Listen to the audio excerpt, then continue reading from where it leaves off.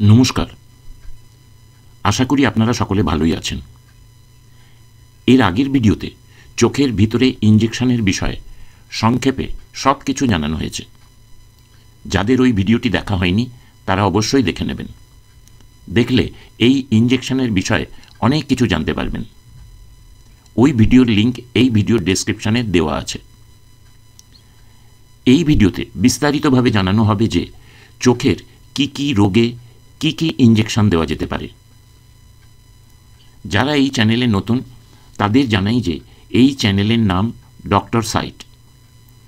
এই চ্যানেলে পাবেন চক্ষু রোগ বিশেষজ্ঞ দ্বারা চোখের বিভিন্ন বিষয়ে কিছু মূল্যবান তথ্য এবং ফ্যাক্টস বা সত্য কথা। ভিডিওটি ভালো লাগলে এই চ্যানেলকে সাবস্ক্রাইব করবেন।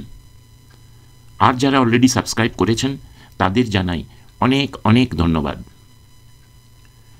চোখের ভিতরে ইঞ্জেকশন দিলে শরীরে এর সাইড এফেক্ট বা পার্শ্ব প্রতিক্রিয়া হওয়ার সম্ভাবনা থাকে না বা হলেও খুবই কম হয়। এছাড়াও যেহেতু ওষুধটি সরাসরি চোখের ভিতরে প্রবেশ করে, এটি কাজের জায়গায় আরও তাড়াতাড়ি এবং কার্যকরভাবে পৌঁছতে পারে। এতে অনেক ভালো কাজ হয় ও তাড়াতাড়ি কাজ শুরু হয়। এর আগের ভিডিওতে জানিয়েছি যে চোখের কি কি অবস্থার জন্য চোখের ভিতরে ইঞ্জেকশন দেওয়া যেতে পারে। যাদের ওই ভিডিওটি দেখা হয়নি তারা অবশ্যই দেখে নেবেন। এই বিষয়ে কতগুলি কথা জেনে রাখা দরকার। হয়তো অনেকের একটা ইঞ্জেকশনেই দিলেই কাজ হয়ে যায়, কিন্তু বেশিরভাগ রোগীর একটার বেশি ইঞ্জেকশনের দরকার হয়। কোন রোগীর জন্য কটা ইঞ্জেকশন দিতে হবে এটা আগের থেকে বলা যায় না।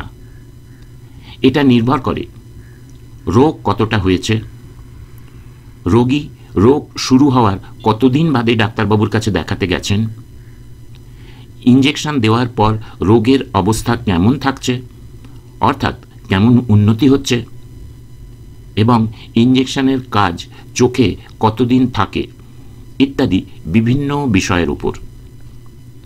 আপনাকে ডাক্তারবাবুর উপরে আস্থা রাখতে হবে। উনি যখন আপনাকে দেখাতে যেতে বলবেন তখন ওনাকে দেখাতে যাবেন। উনিই আপনাকে বলে দেবেন যে কটা ইঞ্জেকশন আপনার দরকার হবে ইত্যাদি বিভিন্ন বিষয়। সাধারণত কি কি ইঞ্জেকশন দেওয়া হয়? বিভিন্ন ধরনের ইঞ্জেকশন চোখের বিভিন্ন অবস্থার জন্য ব্যবহার করা হয়। Anti VEGF injection, corticosteroid injection, antibiotic injection, এইগুলি বেশি দেওয়া হয়।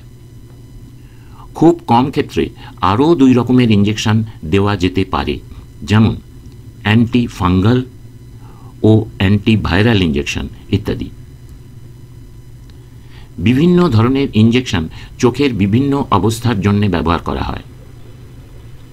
অ্যান্টি VEGF ওষুধ বা anti vascular endothelial growth factor, এই ওষুধগুলি বয়সজনিত ম্যাকুলার ক্ষয় এবং ডায়াবেটিক রেটিনোপ্যাথির মতো অবস্থাতে অস্বাভাবিক রক্ত নালীগুলির বৃদ্ধিকে বাধা দেয়।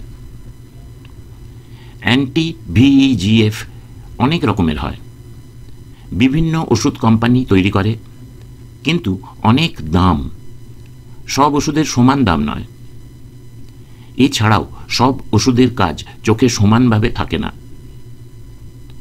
সাধারণত যে ইঞ্জেকশনগুলি দেওয়া হয় ওইগুলি হচ্ছে: 1. বিভাসিজুম্যাব, 2. র্যানিবিজুম্যাব, 3. এফলিবারসেপ্ট, 4. ব্রোলুসিজুম্যাব। এই ওষুধগুলি ছাড়াও আরও কিছু কিছু ওষুধ আছে, কিছু কিছু বায়োসিমিলার্সও আছে, কিন্তু এইগুলি বেশি ব্যবহার হয়। বিভাসিজুম্যাব কোম্পানির দেওয়া নাম অ্যাভাস্টিন।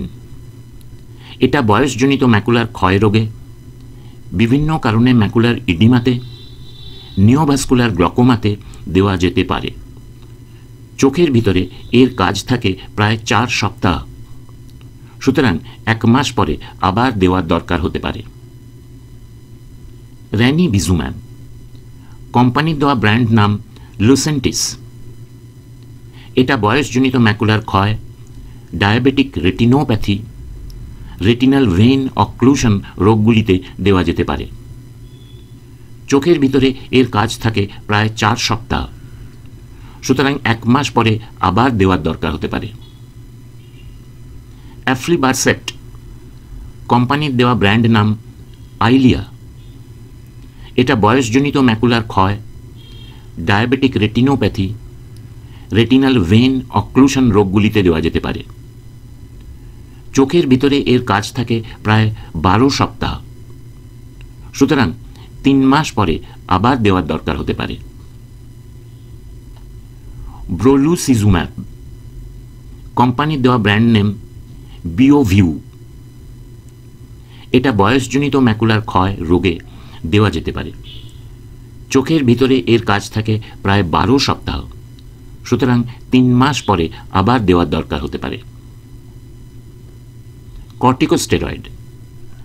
কর্টিকোস্টেরয়েড ইঞ্জেকশন, এগুলি চোখের প্রদাহ কমাতে ব্যবহার করা হয়, যা ইউভিআইটিস বা ম্যাকুলার ইডিমার মতো অবস্থার চিকিৎসায় উপকারী হতে পারে।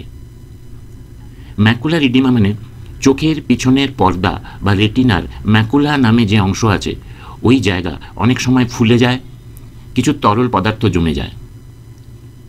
ক্রনিক ইউভিআইটিস থেকে, ডায়াবেটিস থেকে অথবা রেটিনাল ভেন অক্লুশন থেকে বিভিন্ন কারণে এই ম্যাকুলার ইডিমা হতে পারে।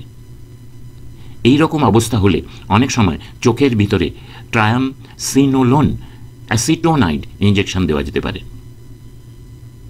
অ্যান্টিবায়োটিক ইঞ্জেকশনস, চোখের ভিতরে সংক্রমণ যেমন ব্যাকটেরিয়াল এন্ডোপথ্যালমাইটিস রোগের চিকিৎসার জন্য ব্যবহার করা হয়।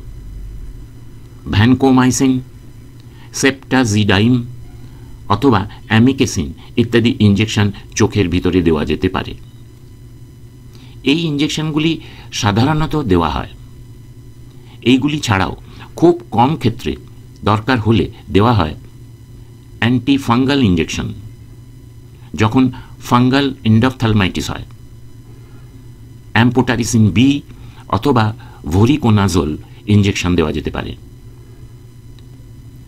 অ্যান্টিভাইরাল ইঞ্জেকশনস দেওয়া হয় যখন ভাইরাল রেটিনোপ্যাথি বা ভাইরাল রেটিনাল নেক্রোসিস হয়। অনেক সময় গ্যানসাইক্লোভির ইঞ্জেকশন দেওয়া যেতে পারে। কোন রোগে কি ইঞ্জেকশন দেওয়া হয় এটা চক্ষু বিশেষজ্ঞ ঠিক করেন। আপনার চক্ষু বিশেষজ্ঞ পরীক্ষা করার পর রোগ নির্ণয় করে এবং বিভিন্ন ল্যাবরেটরি ও ইমেজিং পরীক্ষার উপর ভিত্তি করে সবথেকে ভালো এবং উপযুক্ত ওষুধ আপনার জন্য ঠিক করবেন। আশা করি চোখের কি রোগে কি ইঞ্জেকশন চোখের ভিতরে দেওয়া যেতে পারে এই বিষয়ে আপনাদের কিছু ধারণা হয়েছে। ভিডিওটা পুরো দেখার জন্য আপনাদের ধন্যবাদ জানাই। কিছু জানাবার ইচ্ছে থাকলে কমেন্টে জানাবেন। নমস্কার।